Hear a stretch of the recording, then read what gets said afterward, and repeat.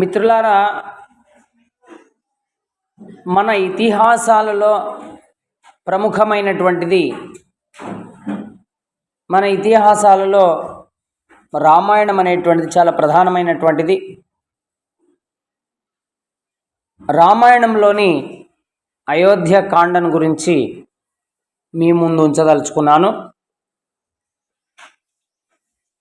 అయోధ్య కాండ అనేటువంటి అంశానికి వస్తే,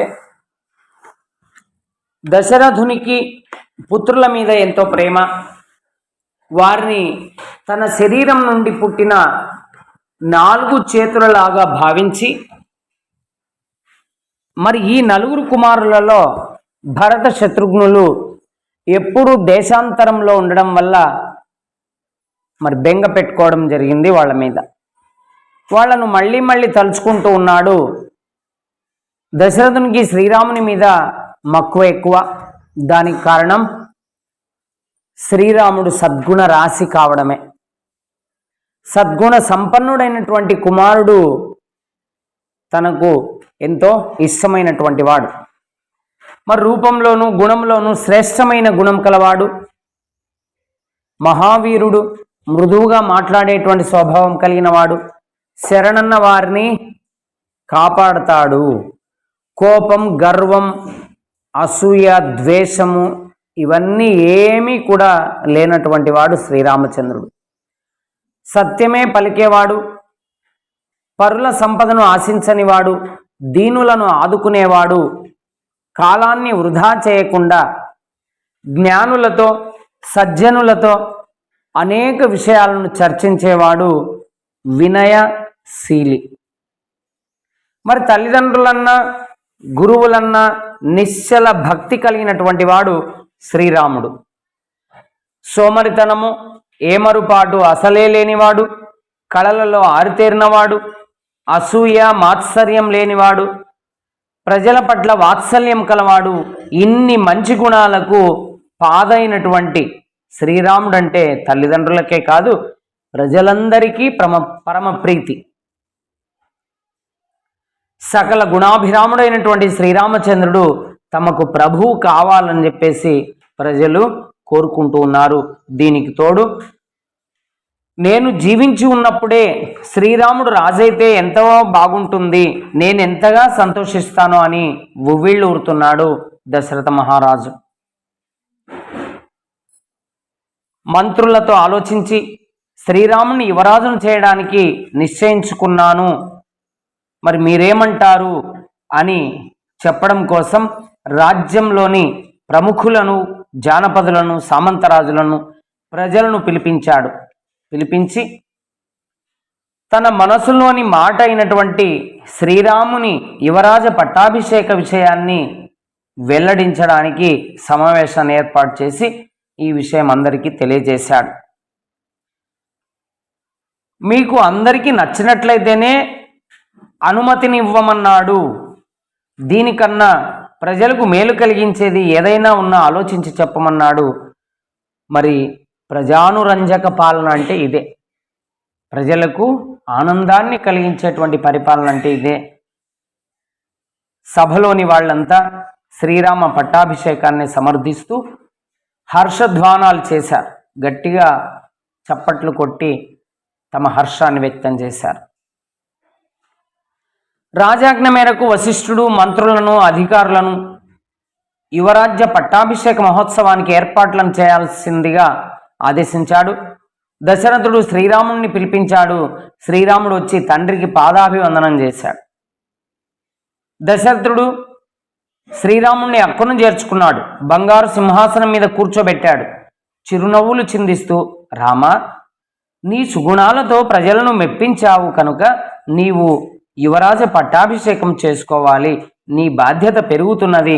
మరింత వినయవంతుడివి కావాలి, జితేంద్రియుడివి కావాలి అంటూ రాజధర్మాలను నూరిపోశాడు దశరథ మహారాజు తన ప్రియమైన కుమారుడైనటువంటి శ్రీరామచంద్రునికి. తండ్రి వద్ద సెలవు తీసుకొని తల్లి అయిన కౌశల్య దగ్గరికి వచ్చాడు శ్రీరాముడు. ఆమె ఆశీస్సులను అందుకున్నాడు. వశిష్ఠుని ఆదేశం మేరకు పట్టాభిషేకానికి అనుకూలంగా సీతారాములు ఉపవాస దీక్షను తీసుకున్నారు. శ్రీరామ పట్టాభిషేక మహోత్సవం కోసం అయోధ్య తనను తాను అలంకరించుకుంది. నగరమంతా ఆనంద శోభ తాండవిస్తూ ఉంది. ఇది చూసిన మంధర కళ్ళలో నిప్పులు పోసుకున్నది. కైకేయి అత్తవారింటికి వచ్చినప్పుడు వెంట వచ్చిన అరణపు దాసి మంధర పరుగు పరుగున కైకేయి దగ్గరికి వెళ్ళి పట్టాభిషేక విషయం చెప్పింది. కైకేయి చాలా చాలా ఆనందించి వార్త చెప్పినందుకు మంధరకు విలువైన బహుమానాన్ని కూడా అందించింది. మంధర నిశ్చేష్టురాలైంది.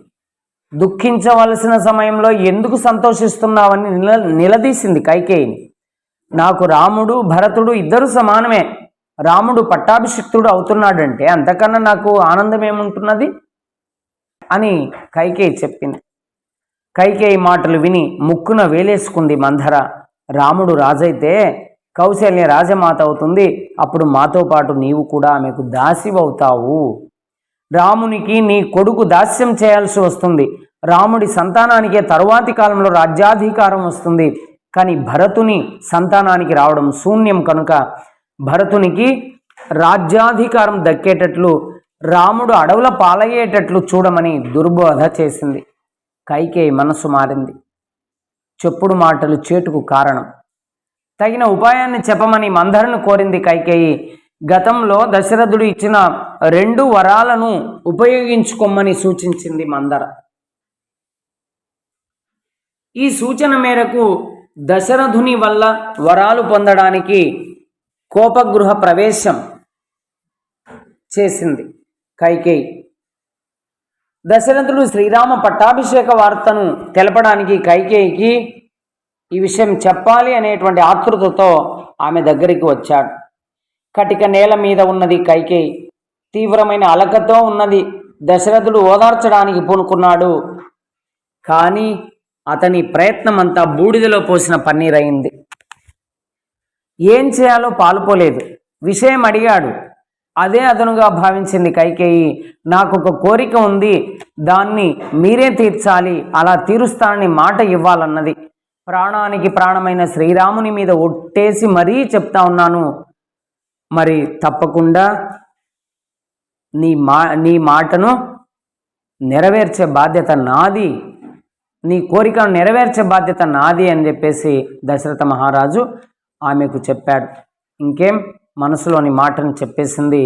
గతంలో మీరిచ్చిన 2 వరాలను ఇప్పుడు కోరుకుంటున్నాను. శ్రీరాముడి కోసం ఏర్పాటు చేసిన సన్నాహాలతో భరతునికి పట్టాభిషేకం చేయాలి.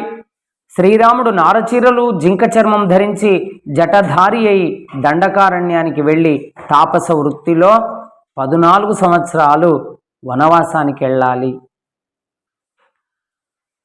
శ్రీరాముడు ఇప్పుడే నేను చూస్తుండగానే బయలుదేరి వెళ్ళాలి అని కోరింది. కైకేయి మాటలకు స్పృహ కోల్పోయాడు దశరథుడు. కొంతసేపటికి తేరుకున్నాడు. తన్నుకొని వస్తున్న దుఃఖంతో కైక, రాముడు నీకేమి అపకారం చేశాడు? భరతుని కన్నా ఎక్కువగా నిన్ను సేవించాడు కదా, అటువంటి వాణ్ణి అడవుల పాల్చేయమని అడగడానికి నీకు నోరెలా వచ్చింది? నా రాముణ్ణి విడిచి నేను ఒక్క క్షణమైనా బతకలేను. చేతులు జోడిస్తున్న నీ పాదాలు పట్టుకొంట రాముణ్ణి మాత్రం నాకు దూరం చేయవద్దని బతిమాలాడు. కఠిన శిల కన్నిటికి కరుగుతుందా? కైకేయిలో ఏ మార్పు లేదు. శ్రీరాముని తోడుకొని రావాల్సిందిగా కైకేయి సుమంత్రుణ్ణి ఆజ్ఞాపించింది. రాజాజ్ఞ కావాలన్నాడు సుమంత్రుడు. శ్రీరాముణ్ణి చూడాలని ఉంది, వెంటనే తీసుకురమ్మన్నాడు దశరథుడు. రాజాజ్ఞను పాటించాడు సుమంత్రుడు. శ్రీరాముడు వచ్చి దశరథుడికి కైకేయికి పాదాభివందనాలు చేశాడు. దశరథునికి మాట రావడం లేదు, కన్నీళ్లు తప్ప. తండ్రి బాధకు కారణమేమిటో తెలియక సతమతమవుతున్నాడు దాశరథి. కైకేయిని అడిగాడు. గతంలో నాకు ఇచ్చిన 2 వరాలను అడిగాను, నిన్ను దృష్టిలో ఉంచుకొని వాటిని ఉల్లంఘించేందుకు చూస్తున్నారు. వాటిని నువ్వు పాటిస్తానని ప్రమాణం చేస్తే చెబుతాను అన్నది కైకేయి. రాముడు క్షణం కూడా ఆలోచించలేదు. నా తండ్రే నాకు గురువు, పాలకుడు, హితుడు. ఆయన ఆదేశించాలే కానీ విషాన్ని తాగడానికైనా సముద్రంలో దూకడానికైనా సిద్ధమే. తండ్రి గారి కోరిక ఏమిటో చెప్తే తప్పక పాటిస్తాను. రాముడు ఆడిన మాట తప్పడని పలికాడు. శ్రీరాముని పితృభక్తి సత్యానురక్తి అలాంటిది. కైకేయి 2 వరాలను గురించి చెప్పింది. రాముడి ముఖంలో ఎలాంటి మార్పు లేదు. సంతోషాలకు పొంగకపోవడం, బాధలకు కుంగకపోవడం స్థితప్రజ్ఞుని లక్షణం. అమ్మా, నీవు చెప్పినట్లే చేస్తా.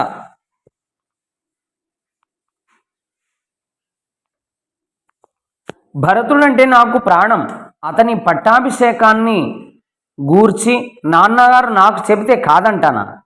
ఆయన మాటలను పాటించకుండా ఉండగలనా? నాకు రాజ్యాకాంక్ష లేదు. తండ్రికి సేవ చేయడం, ఆయన ఆజ్ఞలను పాటించడం కన్నా మించిన ధర్మాచరణం మానవులకు ఇంకొకటి లేనే లేదు. నాన్నగారు నన్ను స్వయంగా ఆదేశించకున్నా మీరు చెప్పారు కదా, అది చాలు. నేనిప్పుడే దండకారణ్యానికి బయలుదేరి వెళతాను అన్నాడు శ్రీరామచంద్రుడు. శ్రీరాముని మాటలు విన్న దశరథుడు శోక భారంతో స్పృహ కోల్పోయాడు. శ్రీరాముడు తండ్రి పాదాలకు నమస్కరించాడు, కైకేయి పాదాలకు నమస్కరించాడు. అంతఃపురం నుండి బయటకు వచ్చాడు. లక్ష్మణునితో కలిసి కౌసల్య మాతను దర్శించుకున్నాడు. తన అరణ్యవాస విషయం చెప్పాడు. ఆ మాటలు వింటూనే కౌసల్య గండ్రగొడ్డలి చేత నరికిన మద్ది చెట్టులా నేల మీద పడిపోయింది. అంతులేని ఆవేదనకు లోనైంది. వనవాసానికి వెళ్ళవద్దని కౌసల్య లక్ష్మణులు పరిపరి విధాల శ్రీరాముడికి నచ్చజెప్ప చూశారు. కానీ శ్రీరాముడు తండ్రి మాటకే తలొగ్గాడు, వెళ్ళక తప్పదన్నాడు. కైకేయి పట్ల తనకు ఏమాత్రమూ అనాదర భావం లేదన్నాడు. తన పట్టాభిషేకం ఆగిపోవడానికి కారణం కైకేయి కాదు, విధి ప్రేరణచే ఆమె అట్లా మాట్లాడిందని సమర్థించాడు. తనకు రాజ్యమైన వనవాసమైన సమానమైనని ప్రకటించాడు. పుత్ర వ్యామోహంతో కౌసల్య శ్రీరాముని వెంట వనవాసానికి సిద్ధపడింది. కానీ భర్తను వదిలి రావడం ధర్మం కాదన్నాడు శ్రీరాముడు. ఎలాగో మనసును స్థిమితపరచుకొని కౌసల్య శ్రీరాముణ్ణి దీవించింది. రామా, సత్పురుషుల బాటలో నడువు. నీ ధర్మమే నీకు రక్ష. నువ్వు చేసిన తల్లిదండ్రుల సేవ, నీ సత్యబలం నీకు రక్షగా ఉంటాయి. నీకు ఎలాంటి బాధలు కలగకుండుగాక అని శుభాశిస్సులు అందించింది. అక్కడి నుంచి సీతా మందిరానికి వెళ్ళాడు శ్రీరాముడు. తన వనవాస విషయం చెప్పాడు. అయోధ్యలో ఎలా మసులుకోవాలో సీతకు తెలిపాడు. కానీ సీత రాముని వెంటే వనవాసానికి వెళ్ళడానికి నిర్ణయించుకుంది.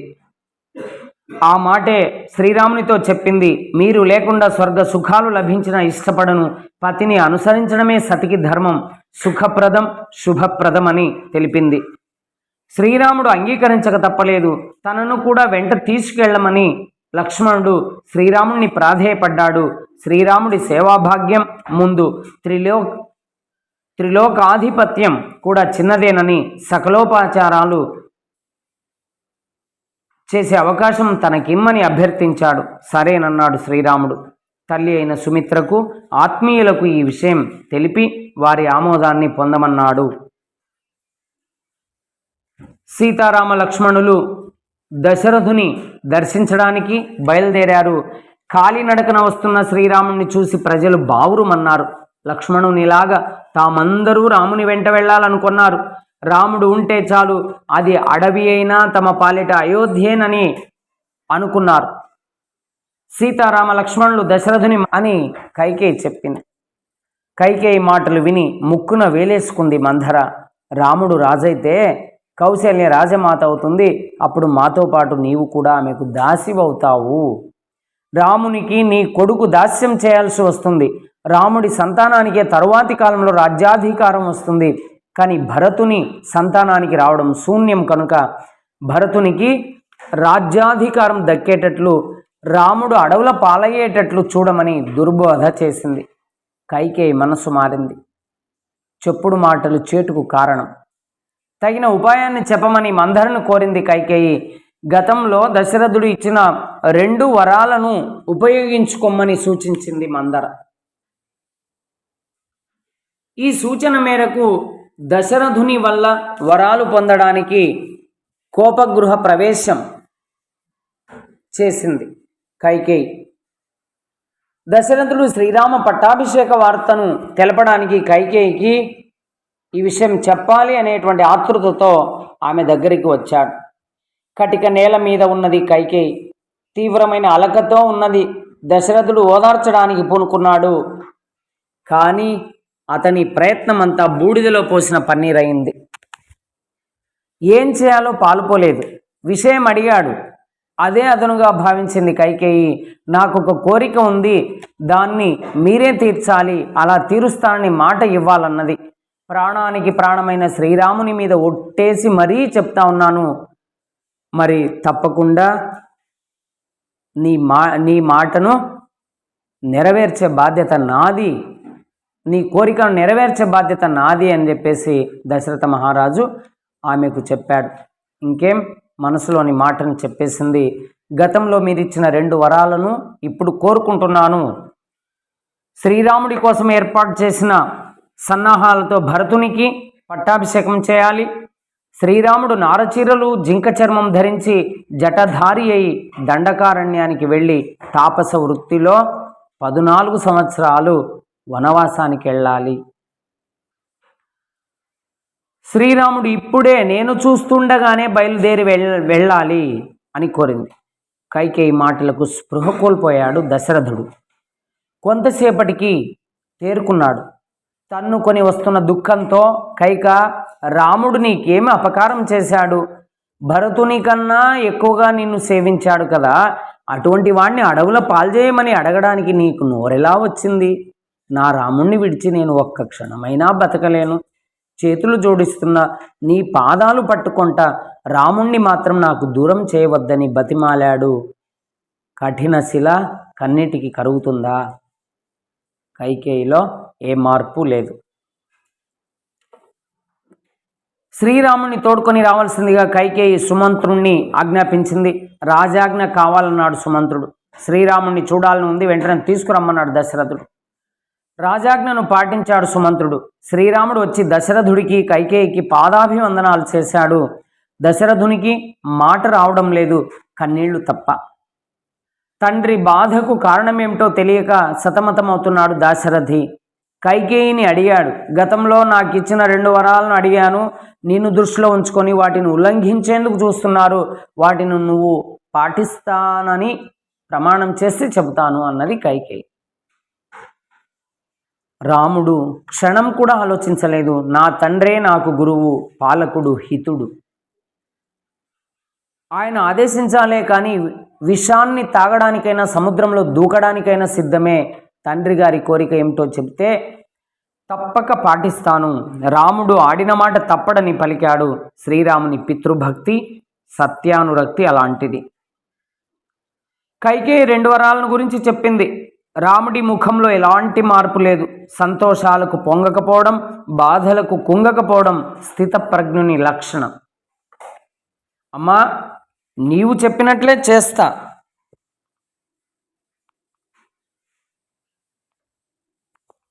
భరతుడంటే నాకు ప్రాణం. అతని పట్టాభిషేకాన్ని గూర్చి నాన్నగారు నాకు చెబితే కాదంటానా? ఆయన మాటలను పాటించకుండా ఉండగలనా? నాకు రాజ్యాకాంక్ష లేదు. తండ్రికి సేవ చేయడం, ఆయన ఆజ్ఞలను పాటించడం కన్నా మించిన ధర్మాచరణం మానవులకు ఇంకొకటి లేనే లేదు. నాన్నగారు నన్ను స్వయంగా ఆదేశించకున్నా మీరు చెప్పారు కదా, అది చాలు. నేనిప్పుడే దండకారణ్యానికి బయలుదేరి వెళతాను అన్నాడు శ్రీరామచంద్రుడు. శ్రీరాముని మాటలు విన్న దశరథుడు శోక భారంతో స్పృహ కోల్పోయాడు. శ్రీరాముడు తండ్రి పాదాలకు నమస్కరించాడు. కైకేయి పాదాలకు నమస్కరించాడు. అంతఃపురం నుండి బయటకు వచ్చాడు. లక్ష్మణునితో కలిసి కౌసల్య మాతను దర్శించుకున్నాడు. తన అరణ్యవాస విషయం చెప్పాడు. ఆ మాటలు వింటూనే కౌసల్య గండ్రగొడ్డలి చేత నరికిన మద్ది చెట్టులా నేల మీద పడిపోయింది. అంతులేని ఆవేదనకు లోనైంది. వనవాసానికి వెళ్ళవద్దని కౌసల్య లక్ష్మణులు పరిపరి విధాల శ్రీరాముడికి నచ్చజెప్ప చూశారు.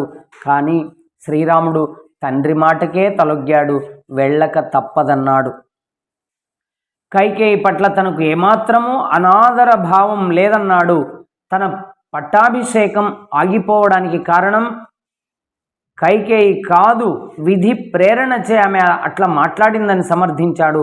తనకు రాజ్యమైన వనవాసమైన సమానమైనని ప్రకటించాడు. పుత్ర వ్యామోహంతో కౌసల్య శ్రీరాముని వెంట వనవాసానికి సిద్ధపడింది. కానీ భర్తను వదిలి రావడం ధర్మం కాదన్నాడు శ్రీరాముడు. ఎలాగో మనసును స్థిమితపరచుకొని కౌసల్య శ్రీరాముణ్ణి దీవించింది. రామా, సత్పురుషుల బాటలో నడువు, నీ ధర్మమే నీకు రక్ష, నువ్వు చేసిన తల్లిదండ్రుల సేవ, నీ సత్యబలం నీకు రక్షగా ఉంటాయి, నీకు ఎలాంటి బాధలు కలగకుండుగాక అని శుభాశిస్సులు అందించింది. అక్కడి నుంచి సీతా మందిరానికి వెళ్ళాడు శ్రీరాముడు. తన వనవాస విషయం చెప్పాడు. అయోధ్యలో ఎలా మసులుకోవాలో సీతకు తెలిపాడు. కానీ సీత రాముని వెంటే వనవాసానికి వెళ్ళడానికి నిర్ణయించుకుంది. ఆ మాటే శ్రీరామునితో చెప్పింది. మీరు లేకుండా స్వర్గ సుఖాలు లభించిన ఇష్టపడను, పతిని అనుసరించడమే సతికి ధర్మం, సుఖప్రదం శుభప్రదం అని తెలిపింది. శ్రీరాముడు అంగీకరించక తప్పలేదు. తనను కూడా వెంట తీసుకెళ్లమని లక్ష్మణుడు శ్రీరాముడిని ప్రాధేయపడ్డాడు. శ్రీరాముడి సేవాభాగ్యం ముందు త్రిలోకాధిపత్యం కూడా చిన్నదేనని సకలోపచారాలు చేసే అవకాశం తనకిమ్మని అభ్యర్థించాడు. సరేనన్నాడు శ్రీరాముడు. తల్లి అయిన సుమిత్రకు, ఆత్మీయులకు ఈ విషయం తెలిపి వారి ఆమోదాన్ని పొందమన్నాడు. సీతారామ లక్ష్మణులు దశరథుని దర్శించడానికి బయలుదేరారు. కాలినడకన వస్తున్న శ్రీరాముని చూసి ప్రజలు బావురుమన్నారు. లక్ష్మణునిలాగా తామందరూ రాముని వెంట వెళ్ళాలనుకున్నారు. రాముడు ఉంటే చాలు, అది అడవి అయినా తమ పాలిట అయోధ్యేనని అనుకున్నారు. సీతారామ లక్ష్మణులు దశరథుని అని కైకేయి చెప్పింది. కైకేయి మాటలు విని ముక్కున వేలేసుకుంది మంధర. రాముడు రాజైతే కౌసల్య రాజమాత అవుతుంది. అప్పుడు మాతో పాటు నీవు కూడా ఆమెకు దాసివవుతావు. రామునికి నీ కొడుకు దాస్యం చేయాల్సి వస్తుంది. రాముడి సంతానానికే తరువాతి కాలంలో రాజ్యాధికారం వస్తుంది. కానీ భరతుని సంతానానికి రావడం శూన్యం కనుక భరతునికి రాజ్యాధికారం దక్కేటట్లు, రాముడు అడవుల పాలయ్యేటట్లు చూడమని దుర్బోధ చేసింది. కైకేయి మనసు మారింది. చెప్పుడు మాటలు చేటుకు కారణం. తగిన ఉపాయాన్ని చెప్పమని మందరను కోరింది కైకేయి. గతంలో దశరథుడు ఇచ్చిన 2 వరాలను ఉపయోగించుకోమని సూచించింది మందర.